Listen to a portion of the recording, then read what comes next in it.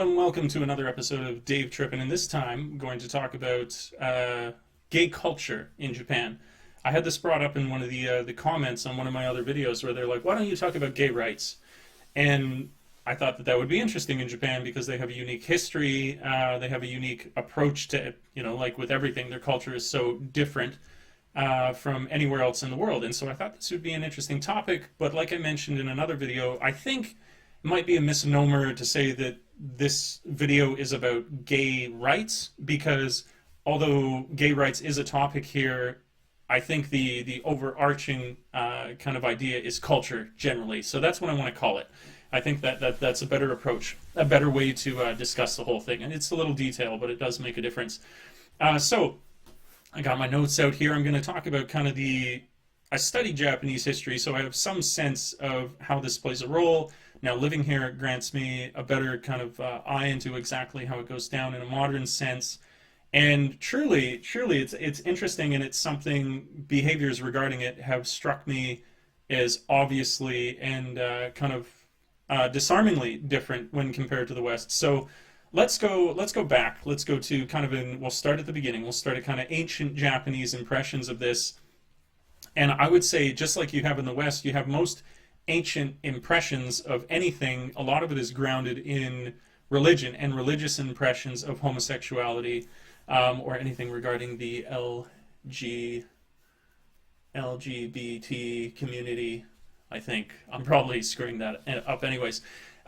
Religion is a major impactor of this kind of thing. And so in the West, very distinctly, we have Christian ideologies.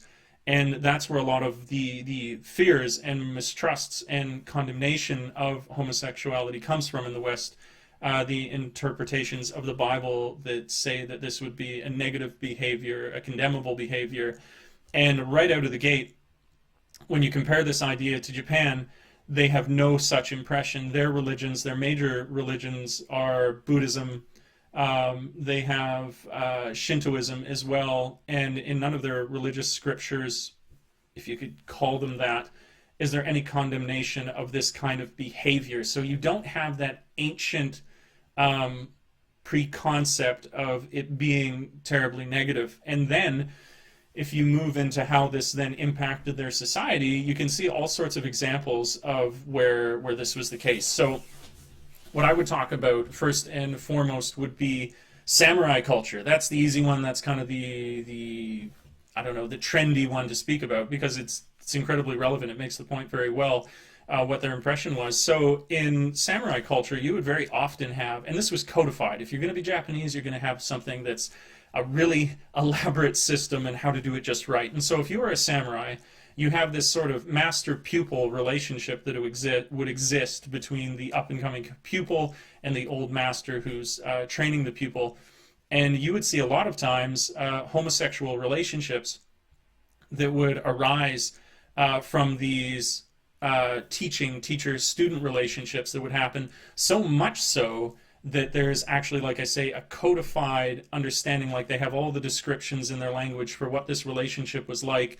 And it was actually it could be quite formal, that you agreed that you would be with this mentor, that this mentor might have sexual experiences with you. You would be true to them, you would be faithful to them because you were taking lessons from them, and so you would stay with that partner as you were being brought up to be a better samurai for whatever it is, the training that you received from them. And it was not condemned. This is something that was quite common, quite popular, and that's the single example that I'll give, the historical example where you have that kind of relationship. And as well, you can find there's like books on like the beauty of like a young man and stuff like that, to see like ancient books. You can look up just Wikipedia that, and you'll find all kinds of examples from their ancient culture where this was not only, I think glorified would be the wrong word, but at least examined, turned into, maybe glorified a little bit, because it is appreciating the act of homoerotic love is kind of a beautiful thing to be understood, and that has nuance, and that is complicated, almost like flower arrangement or any kind of other art that you might take part in. It's elevated in these books into something else.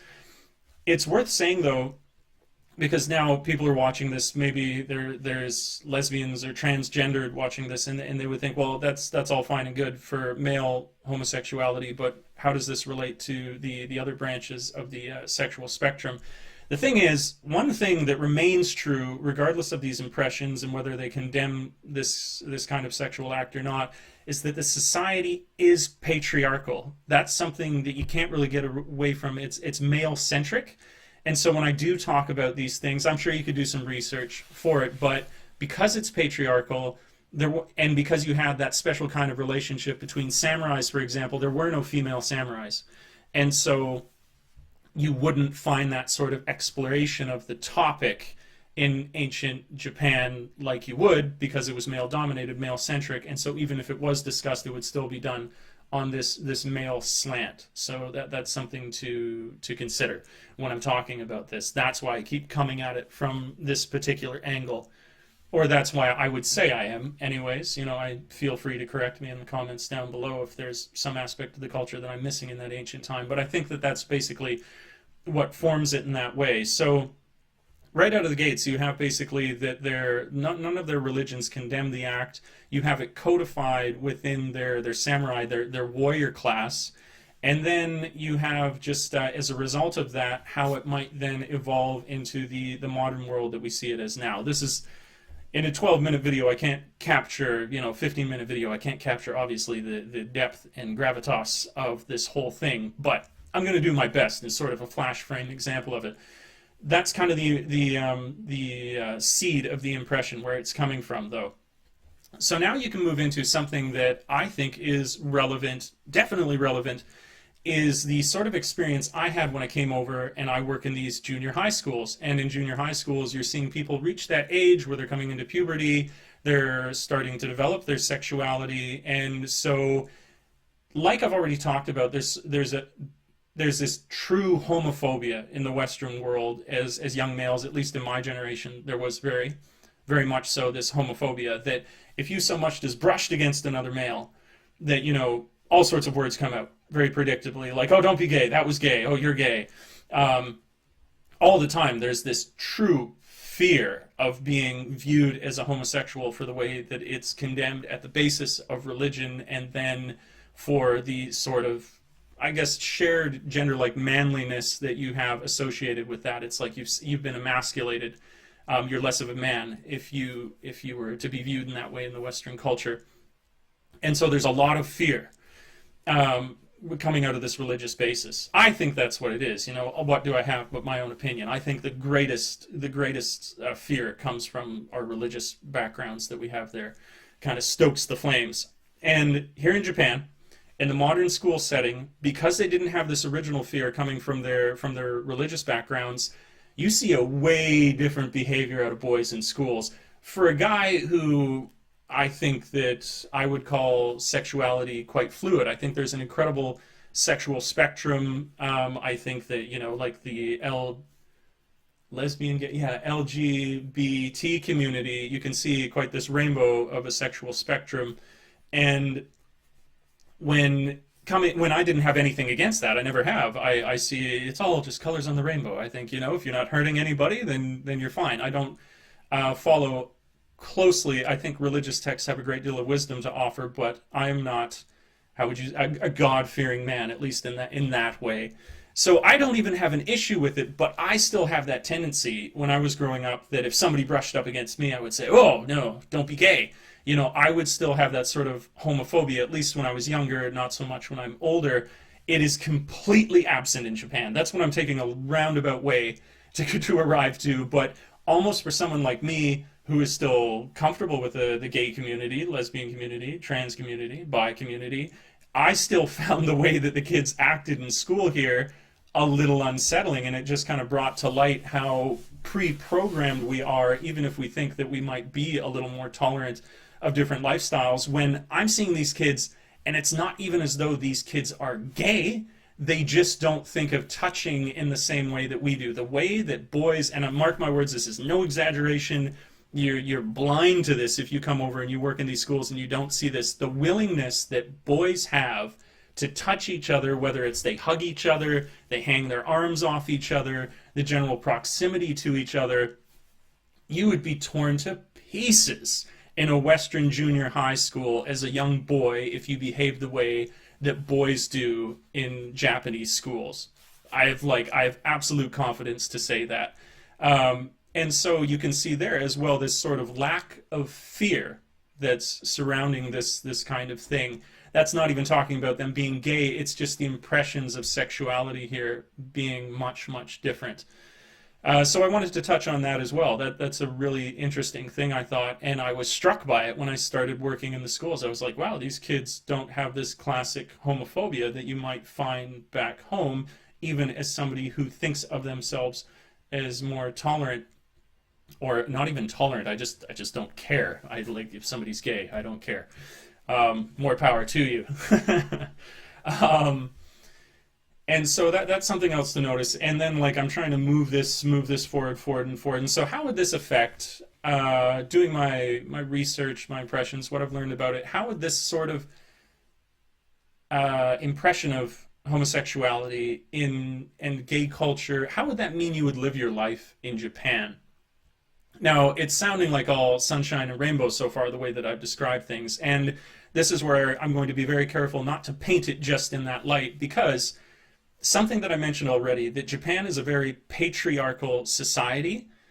Now, what that means, beyond even being patriarchal, the Japanese society is incredibly focused on productive society. And so they see strong gender roles not relating so much to sexuality, although, you got to be a manly man here.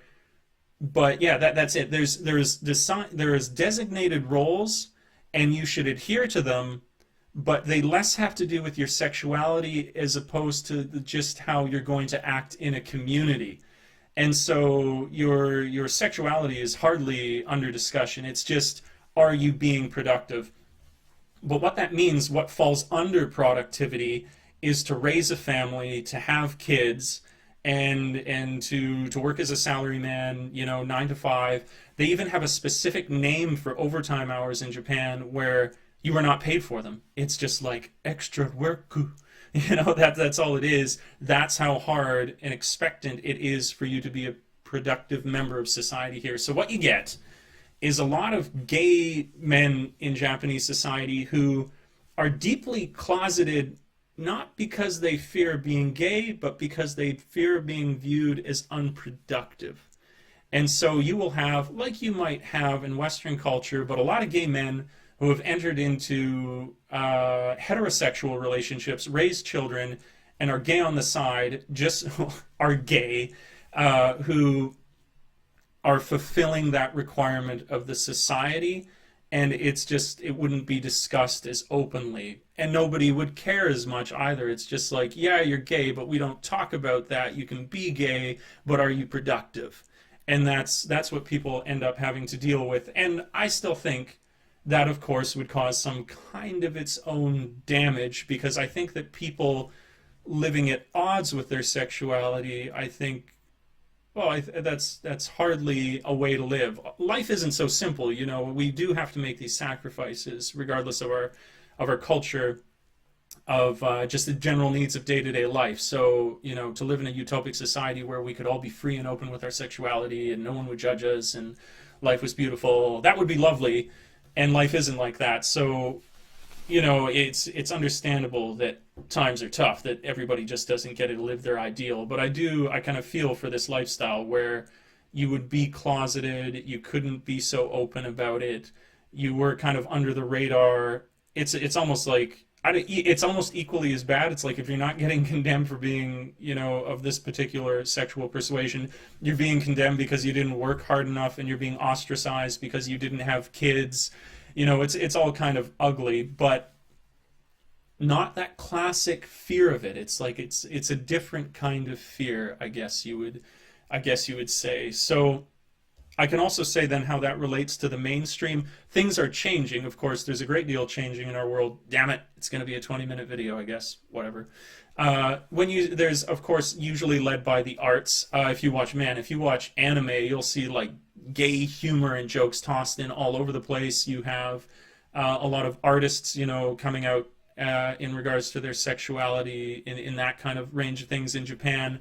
But it does, at least in the anime, at least in mainstream TV and stuff, it generally amounts to a sort of parody. It's not strange that when we make fun of things, we feel more comfortable with them, and so this is almost like a way to put themselves at ease with the topic.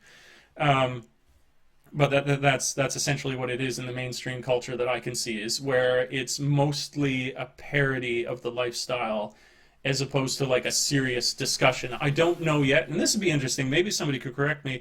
I don't know that there are any Brokeback Mountain Japanese movies hanging around. Maybe there are. There are these ancient texts that deal with the topic, but I don't know if mainstream popular culture deals with them yet currently. It's a good question. That I don't know. I'm not entirely sure. Also, there are big gay communities here. In Shinjuku, in Tokyo, it's like one of the biggest in the world. Nichome, Shinjuku Nichome is a really big gay community. But again, it comes down to, when I've looked and tried to understand this sort of culture, it's kind of like, it ends up being very business-like. It's like you're a salary man, you got very little time to meet other gay men, and so you kind of go to these bars, and it's like a business agreement. It's kind of like, yep, you're gay, I'm gay, excellent, let's have a relationship. I mean, kind of falling under what I was saying before about Japanese relationships, where they have this, 3-date rule. Not to be followed as a rule, but generally speaking, they'll have 3 dates, and then there's a decision made in regards to the relationship. The word I'm loving in this video is codified. But all of this is evolving as well. It's evolving. I'm going to do that constantly, that refrain of it's evolving, probably a little more slowly than in other places in the world because they have a monoculture. Then there's also social networks as well. That's something worth touching on. I'm not sure if it's still as relevant in Japan, but you would either be, I'm sure everyone around the world has heard of Grindr. They would use that. There's another one I looked up. I don't know its popularity now. It's got a great name. It's called Jacked. That's another social networking site, and that is something that the Japanese do embrace, is these social networks to allow them to meet each other in this way. And they do this whether it's a homosexual relationship or a heterosexual relationship or a transgender relationship. It doesn't matter. Social networks are truly embraced here for doing this kind of thing, just like singles parties are, just like they've got a lot of social behaviors codified here. There's like, it's not just that you might do this and you have to search desperately for a community. There's probably a large community for it that you can search out and you can find. So yeah, I think that's a pretty decent discussion of it. I've done the best that I can. I've talked about the religious aspects. I'm just going to do a laundry list for my brain here. The religious aspects. I've talked about the historical aspects, the historical impressions of it. I've talked about the general view of touching, like just general intimacy within the culture from a male perspective.